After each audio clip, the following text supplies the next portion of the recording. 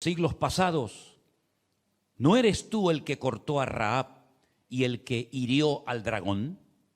¿No eres tú el que secó el mar, las aguas del gran abismo, el que transformó en camino las profundidades del mar para que pasaran los redimidos? Ciertamente volverán los redimidos de Jehová, volverán a Sión cantando, y gozo y perpetuo habrá sobre sus cabezas. Tendrán gozo y alegría, y el dolor y el gemido huirán.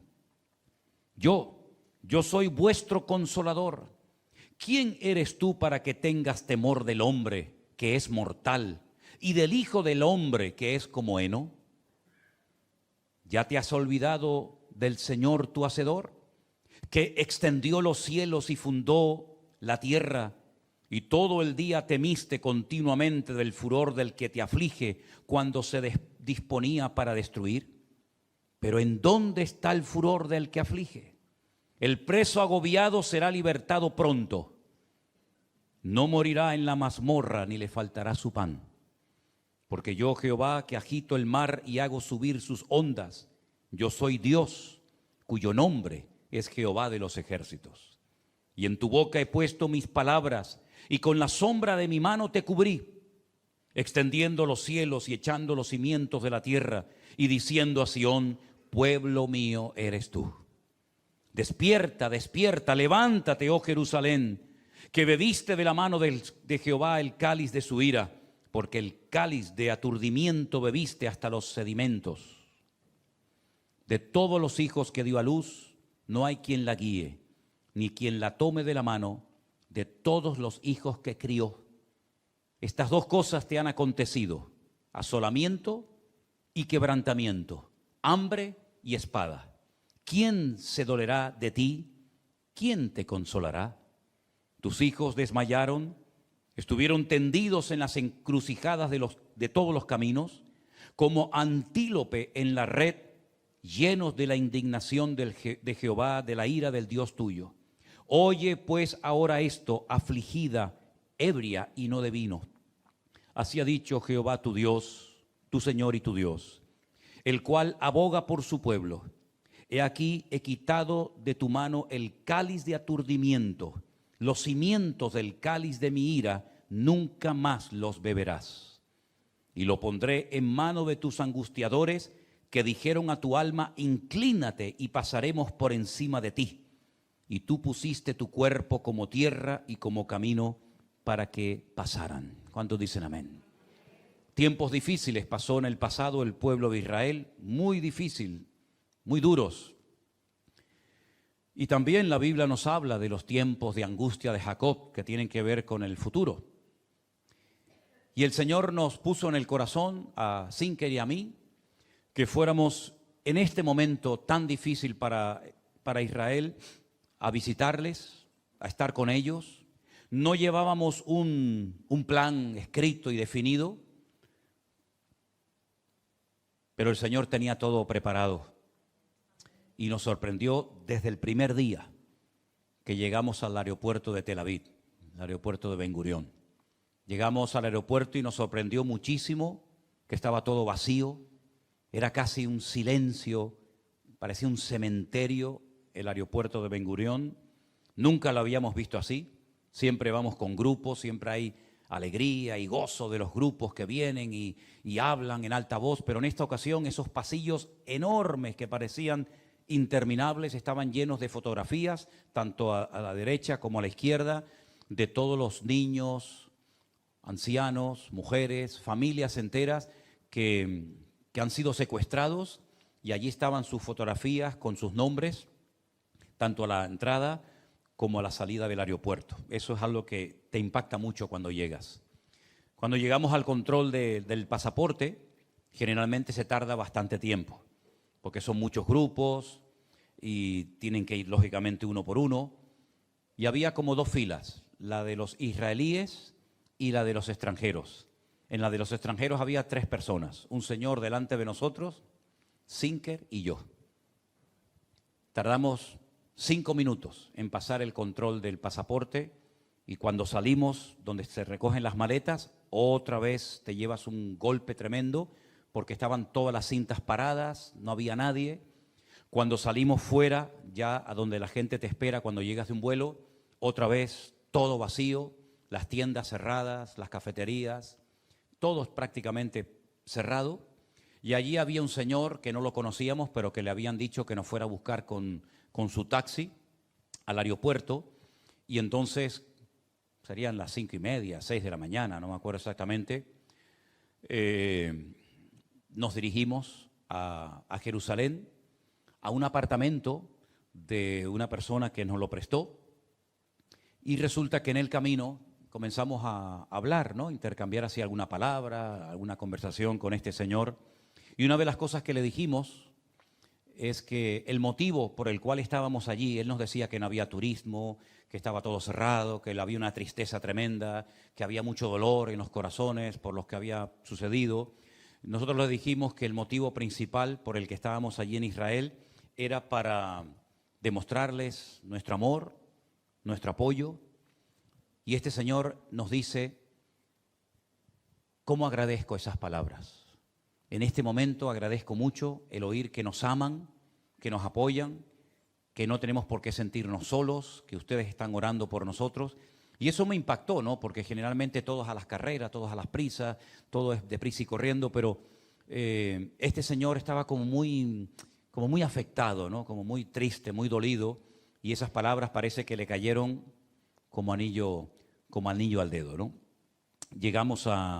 Por fin llegamos a la ciudad de Jerusalén y nos habían dado un código para abrir la puerta y tuvimos que pedir sabiduría, discernimiento de espíritu, palabra de fe, porque el código no se abría. No había manera.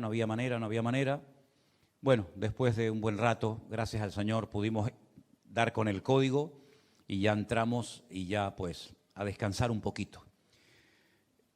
Ese día era viernes, ¿no, Sinker? Corrígeme si me equivoco. Ese día era viernes y entonces mientras nos estábamos descansando un rato, de repente oí por primera vez las sirenas. Nunca las había oído. Gracias al Señor, nunca que hemos ido con grupos, nunca han sonado las sirenas, pero ese día sí. Entonces comenzamos a oír como si fuera un volador, ¿no? Como decimos aquí, y de repente se oye ¡boom! En el aire. Claro, para nosotros era una novedad.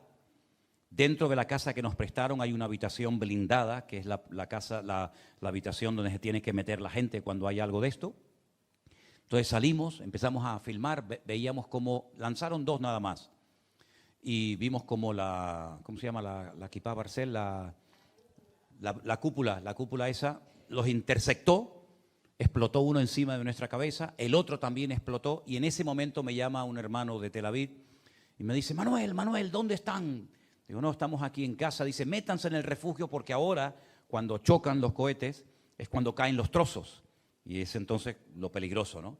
Pero para nosotros era, no digo una fiesta, ¿no? Porque no era una fiesta, pero era toda una novedad. Pero se te queda el cuerpo así como raro, ¿no? Después nos metimos en el refugio para nada, porque ya había pasado, digamos, el peligro. La cuestión está en que ya empezaba el Shabbat. Justo cuando empezó el Shabbat fue cuando lanzaron estos señores, por decirlo de alguna manera, estos dos cohetes. Al día siguiente, porque ese viernes salimos, finalmente salimos. Yo tengo todo aquí apuntado para que no se me olvida nada. Salimos a dar un paseo por la ciudad de Jerusalén y me di cuenta que había un señor pintando un cuadro. Todas las tiendas estaban cerradas, pero él estaba en medio del barrio judío pintando un cuadro. Y yo me acerqué para verlo, hablar un poquito con él. Y en eso salió un señor que era el único que tenía la tienda abierta, el único. Empezamos a hablar con él, nos invitó a entrar a la tienda, nos confesó que tenía 2 hijos peleando en el ejército en la Franja de Gaza.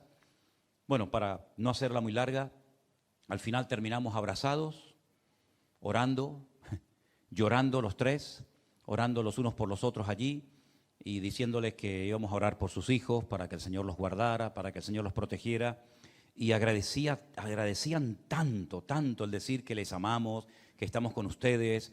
Yo pensaba que nos iban a hacer algún problema porque como veníamos de España y con el fenómeno que tenemos en el gobierno, pues había hecho unas declaraciones, yo pensaba que nos iban a decir algo, pero no, gracias al Señor todo salió bien Este señor se llama Yossi Sahi. Yossi Sahi. 2 hijos en el ejército, estuvimos orando con él y seguimos dando vueltas por la ciudad. Nos encontramos con chicos argentinos, con los cuales también tuvimos la oportunidad de hablar y de compartir muchas cosas.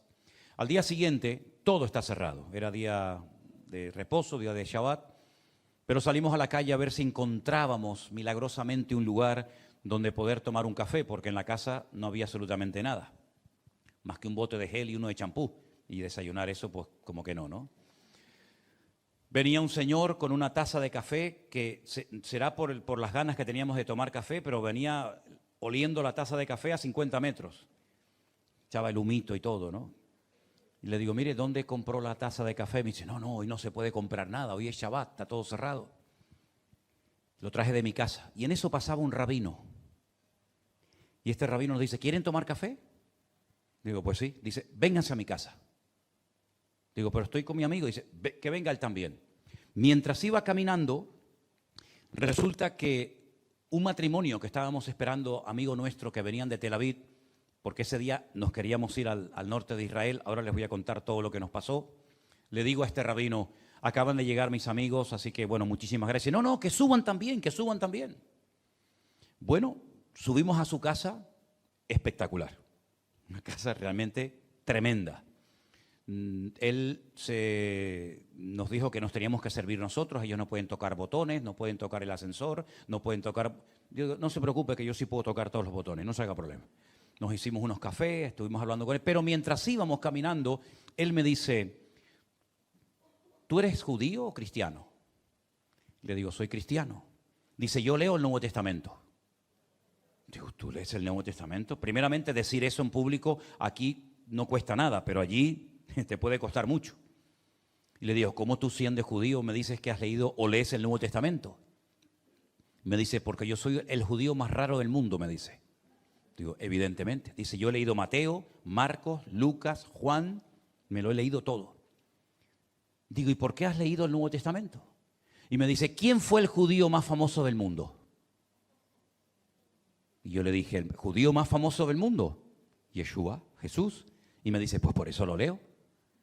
Eso ya me impactó. Llegamos a su casa, el hombre nos atendió amablemente. Él comenzó a vestir a las niñas. Me llamó mucho la atención que tenía allí 2 niñas preciosas. Él comenzó a vestirlas y no aparecía la mujer por ninguna parte. En eso se abre una puerta y veo salir a una señora con el pelo muy cortito, muy deteriorada. Y entonces es cuando nos confiesa que su esposa tiene leucemia. Yo dije, caramba, qué cosa. Después volvimos a quedar en una segunda ocasión con este señor y hace unos días, bueno, concretamente, si no recuerdo mal, ayer o antes de ayer, me llamó y el día 4 y 5 de enero se va a venir aquí a Tenerife. Sí, una cosa increíble. Este matrimonio que venía de Tel Aviv me dice, ellos me llaman Manuel. Dice, Manuel, de verdad que lo que te pasa a ti en Israel no le pasa a nadie, ¿eh?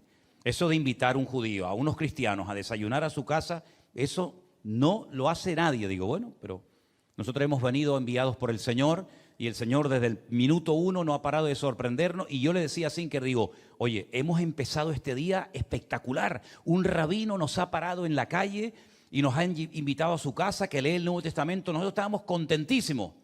Pero ese día la idea era irnos a Galilea, al norte del país. No fuimos por la carretera que siempre vamos, porque no era conveniente, nos fuimos por toda la costa y queríamos ir a la ciudad de Tiberias, donde hay un matrimonio encantador. Él tiene 93 años, se llama Jacobo, y ella se llama Susana y tiene 87.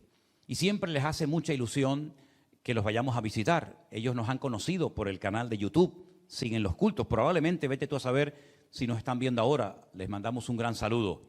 Nos tenían toda la mesa preparada, con comida. Bueno, era algo tremendo. Fui con Sinker, con este matrimonio. Estaba allí también su hijo, que no lo conocía. Pero resulta que cuando vamos por el camino desde Jerusalén hasta Galilea, el coche empieza a hacer un ruido raro y nos damos cuenta de que la rueda delantera derecha se ha pinchado, está rota. Tuvimos que echarnos a un lado para cambiar la rueda por la rueda de repuesto. Cuando este hermano va al maletero de su coche, resulta que la llave que tiene para aflojar las tuercas no era la que tenía que tener. No sé si era más pequeña o más grande, pero la cuestión está en que no servía. Ahora tú imagínate nosotros tirados un día de Shabbat, todo cerrado, con una aldea árabe aquí a la derecha de nosotros, con una aldea árabe enfrente de nosotros, tirados en una autopista, y dijimos, Señor, ayúdanos. La cosa es que para un coche con dos chicos jóvenes, dos palestinos. La hermana se montó en el coche, en el sillón de atrás, y dijo, Señor, ayúdanos, porque no sabíamos lo que iba a pasar. Jamás en nuestra vida nos podíamos imaginar la amabilidad de estos dos muchachos. Nos intentaron ayudar, ellos llamaron por teléfono, empezaron a hablar en árabe, y yo decía, capaz que ahora vienen la tribu de allí y nos llevan también a nosotros, ¿no? Bueno, el caso es que vino otro coche con las llaves que necesitábamos, cambiamos la rueda de repuesto, y entonces yo me acerco por la ventanilla para darle un dinero. Le quise dar una propina, una ayuda al muchacho. Por cierto, tenía una cosa así redonda que suelta mucho humo. Con pocas palabras, los que sepan, pues saben de qué me estoy refiriendo. Y me dijo, no, va. Digo, no, pero toma. Y no quiso aceptar el dinero. Entonces me fui por la otra ventanilla al compañero y me dice Sinker, tírale el dinero por la ventana. Entonces le tiré así el dinero por la ventana y dije, gracias, gracias. Salieron los chicos del coche, nos devolvieron el dinero y no lo quisieron aceptar. Dos chicos palestinos, después el otro, ya se marchó, pusimos la rueda de repuesto, gloria a Dios. Salimos con el coche y a los 5 minutos la rueda de repuesto se volvió a pinchar. Ya era la segunda, ya no hay más. ¿Y ahora qué hacemos, Señor?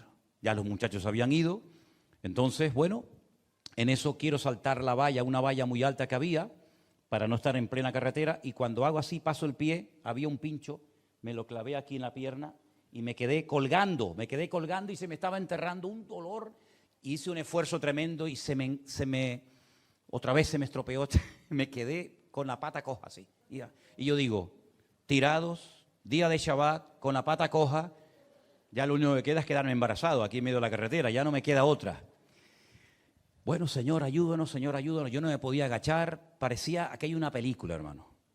Hago así y de repente para un coche de la policía. Digo, bueno, gloria a Dios. El hermano se va con el policía a esa aldea árabe que estaba enfrente, pero el policía le dijo, yo no voy a hablar ni media palabra, yo te espero fuera, tú entras con la goma para que te la arreglen y yo te espero fuera porque como está el patio, como para que entre un coche de policía a una aldea árabe, tú imagínate, ¿no? La cuestión está en que por el camino el policía le pregunta a este hermano, ¿eres judío? Esas preguntas te las hacen constantemente allí en Israel, les interesa mucho, ¿no? Y él dice, no, soy cristiano. Y el policía le dice, yo también soy cristiano, Dios te bendiga, hermano. ¡Wow! Bendito sea Dios. Dice, en mi pueblo somos 5.000 cristianos. Mucha gente no sabe eso. Y tenemos 3 congregaciones. ¡Wow! Fue tremendo. Tuvo que comprar una rueda nueva. Imagínate cuando este policía con este hermano llega a una población árabe, los árabes enseguida volvieron la cara, porque claro, si vas en un coche de policía, se supone que tú también debes ser otro policía. La cuestión es que tuve que comprar una rueda nueva, completamente nueva, la pusimos y ahora no vayan a decir, ¿otra vez se le pinchó? No, gracias a Dios no. A la tercera va la vencida. Llegamos a Tiberias, estuvimos con los hermanos, fue un tiempo precioso, ¿verdad, Sinker? Tiempo maravilloso. Los hermanos nos estaban esperando, nos pusieron allí un montón de comida. Bueno, fue tremendo. Yo le hice como una pequeña encuesta, una pequeña entrevista a esta hermana que está en YouTube, no sé si la habéis visto, un matrimonio realmente encantador. Llevan 69 años viviendo en Israel. Cuando llegaron a Galilea solamente había 4 creyentes, ellos 2 y 2 más. Como los perseguían, se metían con ellos, se tenían que ir a las montañas a orar para que no se metieran con ellos. Hoy en día tienen una congregación preciosa de 400 miembros. Una bendición tremenda. Bueno, la cuestión está, eso fue el día sábado, ya hablé de las ruedas pinchadas, Ya hablé de lo bien que nos trató Jacobo y Susana en su casa. Al día siguiente viajamos rumbo a Askelon, una ciudad al sur de Israel, y visitamos esa congregación donde hace aproximadamente unos 10 años yo estuve predicando en esa iglesia. Y esa es la iglesia de este pastor que se llama Daniel y su esposa se llama Betty. Los dos son de origen argentino, son de Buenos Aires, pero llevan ya unos cuantos años con sus hijos viviendo en Israel. Esa es la congregación donde ellos están. Yo le hice una entrevista, la pueden ver toda en nuestro canal de YouTube para que escuchen y para que vean. Los hermanos me contaron que hace más de 2 meses y medio suspendieron los cultos, porque la congregación en la que están no es como la otra que tenían. Esta congregación no tiene refugio. Entonces, cuando suenan las alarmas y lanzan los cohetes desde la Franja de Gaza, no pueden salir corriendo a resguardarse. Entonces, tienen que estar ahí, en fin. Media congregación, que eran hermanos de Argentina, de Perú y de varios países de Latinoamérica, volvieron a sus países hasta que esto se calme un poco. Y ellos llevan 2 meses y medio sin poder celebrar cultos. Yo le dije al pastor Daniel y a su esposa Betty, que es un matrimonio encantador, ellos están dedicando a repartir comida, alimentos, ropa a gente necesitada, cristianos y no cristianos, que yo le iba a decir a la iglesia que nos íbamos a comprometer a orar por ellos. Estaban pensando en dejar el local, porque el local es de alquiler, ya no podían pagarlo porque no había congregación.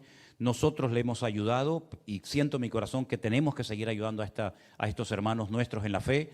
Y algo que ellos pidieron, como todos con las personas con las que hablamos, oren por nosotros, por favor no dejen de orar por nosotros. Así que hermanos, les dejo este pedido de oración, amén. Daniel y Betty, los pastores de la iglesia Shekinah, como así se llama, vean la entrevista porque no tiene desperdicio. Ellos cuentan cosas muy interesantes y cuentan cómo está en este momento la situación en el país, los motivos de oración, etcétera, etcétera. Una vez que salimos de la iglesia, seguimos viajando hacia el sur y paramos en una gasolinera que estaba llena de soldados por todas partes. Soldados que salían de Gaza para descansar y soldados que iban a entrar en Gaza para lo que tienen que hacer allí. Paramos en esa gasolinera y yo le pedí al Señor, Señor, yo quiero hablar con los chicos, yo quiero hablar con esta gente. Tuvimos la oportunidad de hablar con varios soldados, de abrazarlos, de saludarlos. La verdad es que estuve hablando con una chica que hablaba un poquito de español, le pregunté cuántos años tenía y me dijo 20 años. Yo digo, Dios mío, yo tengo una hija de 20 y tantos y esta chica de 20 años capaz que entra a la Franja de Gaza y nunca más vuelve a salir. Tuvimos un tiempo con ellos y allí conocí a un chico de origen argentino también. Los argentinos son como iba a decir una plaga, pero no lo voy a decir. Iba a decir plaga, pero no lo voy a decir. Allí en Argentina, allí en Israel hay argentinos por todos lados. Todos los que hablan español, sí o sí tienen que ser de origen argentino o son argentinos, sus padres. Entonces hablé con este chico, me preguntó de dónde veníamos. Le dije que de España. ¿De qué parte de España? Le dije de las Islas Canarias. ¿De qué parte de las Islas Canarias? Digo, ¿entiendes tú? Dice, yo estuve en La Palma. Él es reportero fotográfico, trabaja para distintas revistas y periódicos. Y vino a La Palma cuando explotó el volcán y estuvo haciendo un reportaje fotográfico y ahora se iba al sur de Israel, a lo más abajo, a hacer, está sonando un teléfono por ahí, dígale que está ocupado, iba a hacer un reportaje a los gitanos del desierto, me dijo así, los gitanos del desierto que viven allí en el sur de Israel, y estuve hablando con él. Él vive en un kibutz. Un kibutz es como un pueblo, una aldea donde todo se reparte, donde hay una solidaridad, se vive en comunión, comen juntos, la mayoría son agricultores o ganaderos. Y bueno, le estuve haciendo muchas preguntas y le dije, oye, quiero hacerte una pregunta, tal vez un poco comprometida, si no quieres responderme, no pasa nada. Él me dijo, no, pregunta. He oído, y quiero saber si es verdad, que la mayoría de la gente de los kibutz son ateos, que no quieren saber nada de Dios. Y me dijo, efectivamente, más del 80 y pico por ciento, 88% creo que me dijo, no queremos saber nada de la religión. Y yo le dije, pero espera un momento, la religión es una cosa y Dios es otra. La religión puede ser que estés harto de ella, pero Dios no tiene nada que ver con la religión. Entonces me queda mirando y me dice, tú eres católico, ¿no? Entonces ahí me dio pie para darle testimonio, para explicarle. Y bueno, lo que él me dijo, que efectivamente la mayoría de la gente de los kibutz son más bien de izquierdas, socialistas, casi comunistas, y que el tema de Dios, él me estuvo contando cosas tremendas que hacen los rabinos, de la religión, de las grandes desilusiones que se han llevado. Quiero contar esto porque creo que es importante. Yo no sé si tiene una relación directa o no, eso se lo deja a ustedes que saquen las conclusiones que quieran, pero yo quiero contar esto que es muy significativo. Nosotros estuvimos, hago un paréntesis, nosotros estuvimos en una plaza una noche en Tel Aviv, que es la plaza de los Hatufim, de todos los que han sido secuestrados y muchos de ellos han perdido la vida. Es una plaza redonda y en el centro hay una fuente y alrededor de la fuente hay un montón, es como altares, han hecho altares con fotografías, con camisetas, con velas, con recuerdos de los chicos que han muerto, de los que están secuestrados y allí todos los días van los familiares pues a protestar, a recordar a los que han fallecido y es un ambiente pues ya se pueden imaginar, ¿no? Yo lo que quería también era acercarme a ellos también, ¿no? Para hablarles. Tuve la oportunidad de acercarme a un grupo grande de jóvenes que estaban delante de la fotografía de un amigo que lo habían asesinado el día 7 de octubre. Había allí velas encendidas. En fin, aquello es como un santuario. Y estando en aquella plaza, me enteré que una semana antes del 7 de octubre, del fatídico 7 de octubre, en esa plaza se iba a celebrar una reunión de oración.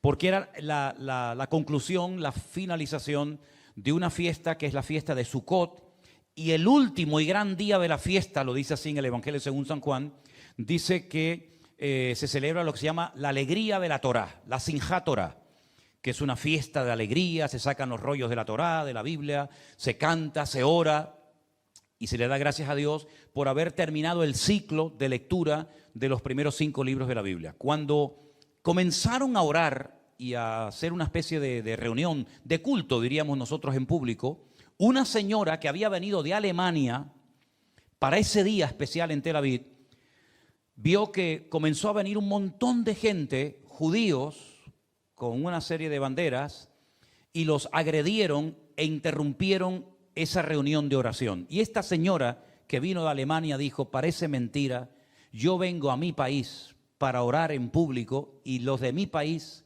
me atacan y me impiden orar como yo quiero orar aquí en mi tierra, ¿no? Hacer mis oraciones o lo que sea. Interrumpieron la reunión, el culto de oración, llamémoslo así. Una semana más tarde, en esa misma plaza, se estaban recordando a todos los muertos que cayeron en aquel famoso día 7 de octubre. ¿Casualidad? ¿No casualidad?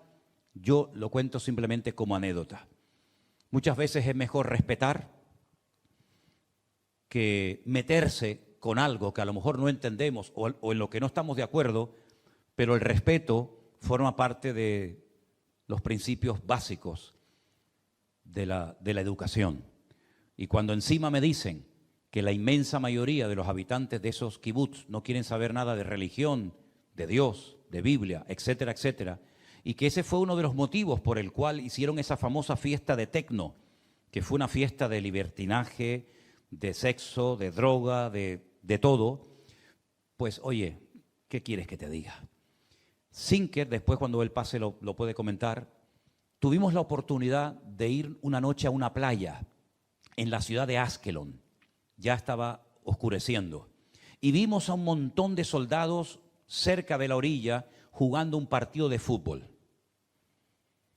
Pero otro montón de soldados estaban sentados en un muro, tomando allí cervezas y hablando entre ellos y bromeando, y nos fuimos acercando poquito a poco a ellos, hasta que al final nos pudimos presentar y ellos comenzaron a silbar a los compañeros que estaban jugando al fútbol y todos vinieron y empezamos a hablar con ellos y bueno, nos dimos abrazos y esos chicos iban a entrar ese día a las 4 de la madrugada a la Franja de Gaza. Nosotros recibimos todos los días los nombres y las fotografías de todos los chicos que mueren cada día en Gaza. Yo estuve mirando, casi tratando de fotografiar en mi mente la cara de todos y de cada uno de ellos Y créame que cada mañana cuando me levanto y veo las fotografías, estoy tratando de decir, sería aquel, porque muchos de los que entran, lamentablemente luego no salen, ¿verdad? Y eran jóvenes de 18, 19, 20, 21, 22, 23, 24 años, niños, que esa noche iban a entrar a jugarse la vida para defender a su pueblo. Zinker le preguntó a uno de ellos, ¿qué te dijo? Cuando le hiciste la pregunta, ¿qué opinas de todo esto?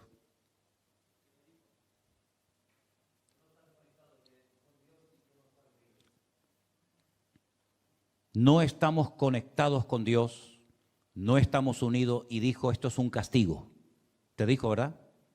Eso se lo dijo un soldado a Zinker hablando con él, porque él estaba con uno, yo estaba con otro, el pastor Eduardo estaba con otro. Así dijo este muchacho. No estábamos conectados con Dios, estábamos peleados, enfrentados, una falta de unidad tremenda en el país y Dios nos castigó.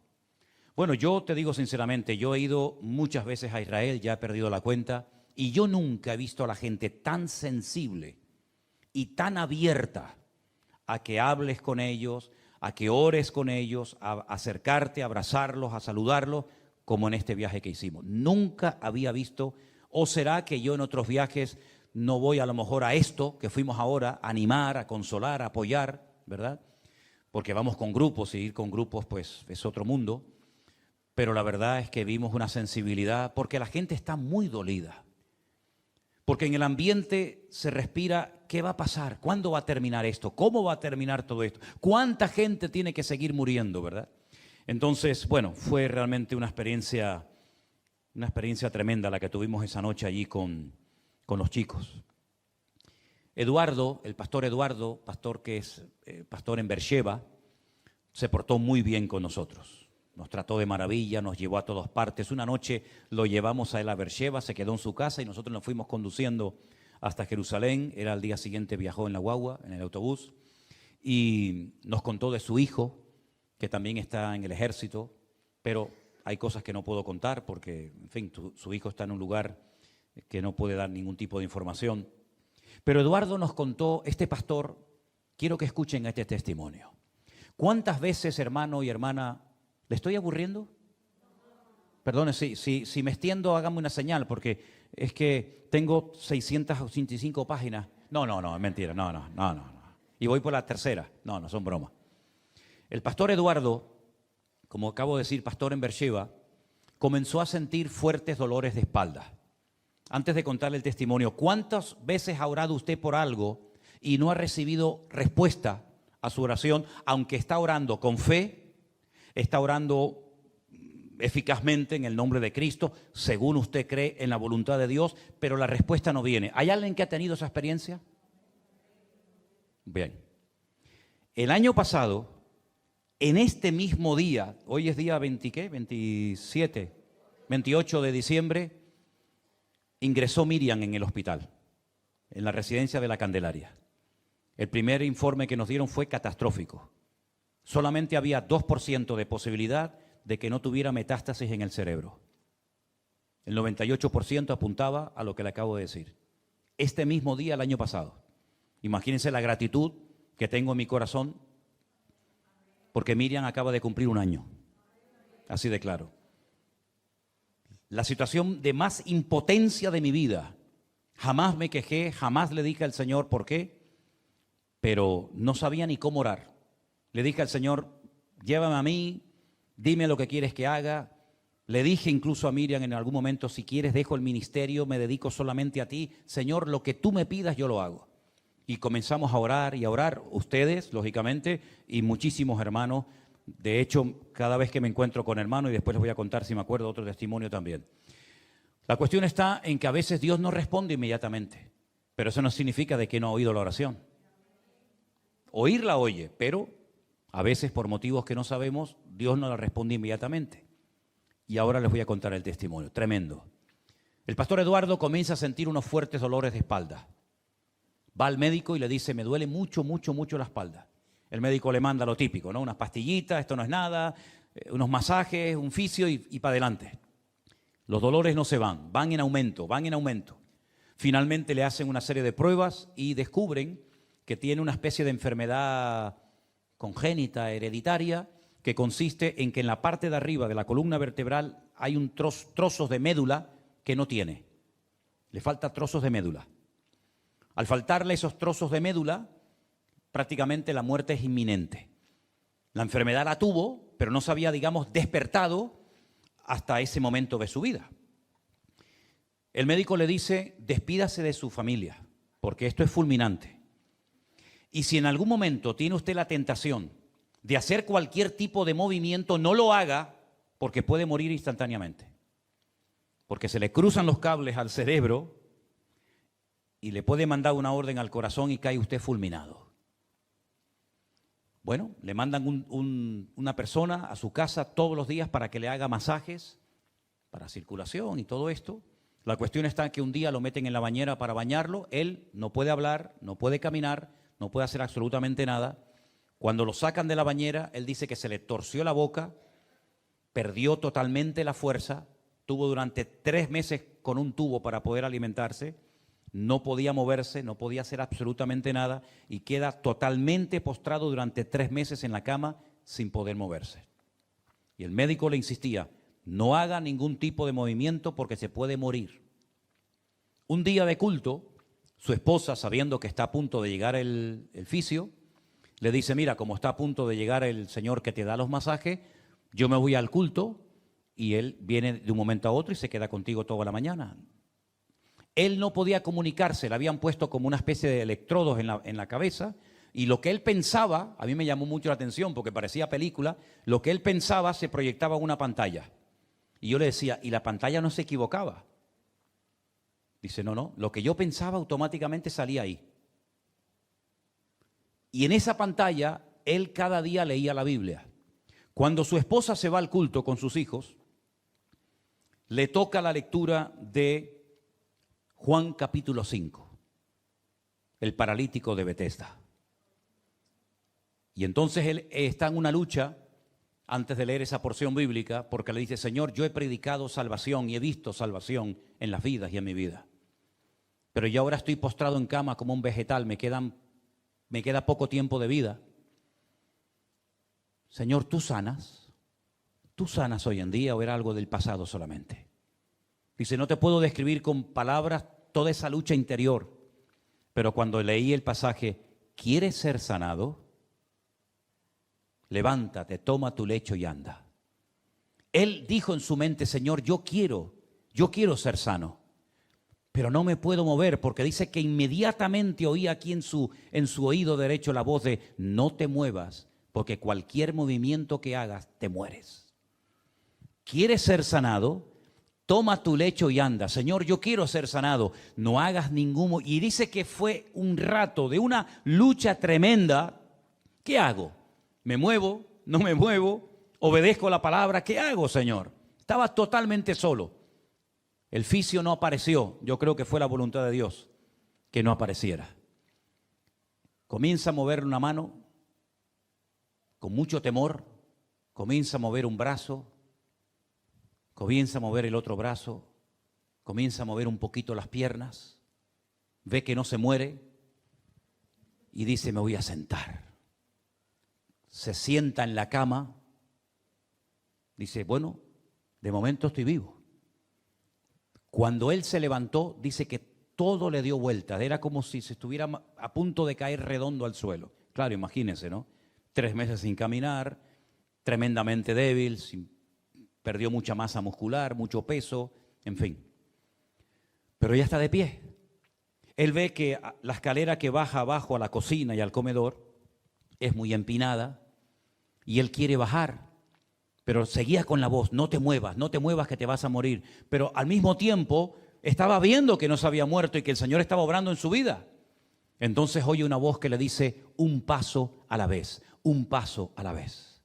Él se sienta en el primer escalón y comienza a bajar despacito, despacito, despacito, despacito. Llega a la cocina y se prepara un café. Recuerden que estuvo 3 meses en cama sin poder moverse como un vegetal, esperando la muerte. Después de un rato entró su esposa por la puerta, se llevó un susto que por poco la que se iba a morir era ella en vez del marido. Y le dice, ¿pero qué haces? Él le dice, como pudo, e inmediatamente lo lleva al médico. Y él empieza a contarme, porque le dije, el Señor te sanó. Dice, quiero contarte algo. Cuando yo fui al médico, yo pensé que el Señor me había sanado. Ya podía caminar, podía moverme, pero me hicieron todas las pruebas y salió que tengo la enfermedad. No se había ido la enfermedad, no me sanó. Y le dije, Eduardo, el milagro aún fue más grande. Si no hubieran aparecido en los resultados, en el escáner, en el TAC o en lo que te hicieran, ninguna señal, ninguna evidencia de tu enfermedad, siempre podía haber existido la posibilidad de que alguien dijera, bueno, nos equivocamos de diagnóstico, no tuviste nunca esa enfermedad, pero aquí consta, en los papeles dice que tú estás enfermo, que tú no puedes hablar, no puedes parpadear, no puedes caminar, no puedes saludar, no puedes hacer nada. Aquí lo dice la ciencia médica, pero tu cuerpo es el mejor testimonio de que Dios ha hecho un milagro por encima de lo que dice la ciencia médica. Bueno, parece ser que a él como que le vino muy bien esas palabras, ¿no? La cuestión está en que nunca más ni volvió a sentir dolores de espalda, ni volvió a sentirse mal, y el Señor lo sanó inmediatamente, después de 3 meses, porque el Señor estaba obrando, estaba moldeando su vida, y el Señor nunca llega tarde, sino que el Señor sabe cómo hacer todas las cosas. ¿Cuántos dicen amén? Yo creo que el Señor se merece un fuerte aplauso. Aleluya. Gloria a Dios. Gloria a Dios. Qué bueno. Tremendo, tremendo. Y él fue el que nos consiguió, nos dijo que una hermana de Guatemala, en Estados Unidos, por lo visto el Señor la prosperó mucho, pero mucho, mucho, y compró en Israel 8 pisos. 8 pisos. Y allí un piso, hermano, vale un riñón y parte del otro. De $1 millón para arriba. Lo más barato, lo más barato. Y de esos 8 pisos, 2 se los ha prestado, digamos, cedido al pastor Eduardo para prestárselo a pastores o a hermanos que necesiten hospedaje. Y en uno de esos pisos nos quedamos nosotros. Muy contentos, pero el código de la puerta nos volvía loco cada día que volvíamos. Nos volvía locos. Hasta que un día, después de varios días de pasar un rabino por delante de nosotros porque vivía en el piso de al lado, y yo le decía a Sinker, con la pinta que tenemos, con lo cansado que estamos, y tratando de forzar la puerta y meter el código, el rabino dirá, ¿estos no serán ladrones que quieren venir a robar la casa? La cuestión está en que una noche el rabino, con una sonrisa de oreja a oreja, salió de su departamento y nos dice, ellos no hacen así, el espera en Israel es así. En Argentina yo sé que esto es otra cosa, pero en Israel esto es espera un momento. Hacia así, le abrió la puerta, shalom, y se fue. Dijimos, qué imagen de bruto habremos dado nosotros aquí en este viaje, ¿no? Si estos goyín, estos extranjeros no se enteran de nada. Bueno, gracias al Señor pudimos entrar, gracias a la ayuda de este hombre. Descubrimos que lo estábamos haciendo al revés de lo que era y al final ya después hasta con chulería abríamos la puerta, ¿no? Ya como que controlábamos después de 40 intentos fallidos. Les conté el día del programa de Navidad un encuentro que tuve con aquel matrimonio, ¿se acuerdan? Que me presentaron a una hermana que había estudiado durante años y años para prepararse, para ayudar a gente con problemas mentales en Francia, después se fue a Italia, también estudió para ayudar a ciegos. Ella no sabía por qué tenía esa tendencia a prepararse para ayudar a ciegos y a niños con problemas mentales, hasta que, como dije ese día, no sé cuántos se acuerdan, que se casó con un pastor ciego que ya tenía de un primer matrimonio, era viudo, una niña con problemas mentales. A veces hemos hecho cosas en la vida que no sabemos por qué las hicimos, pero fue, digamos, como un acto de fe.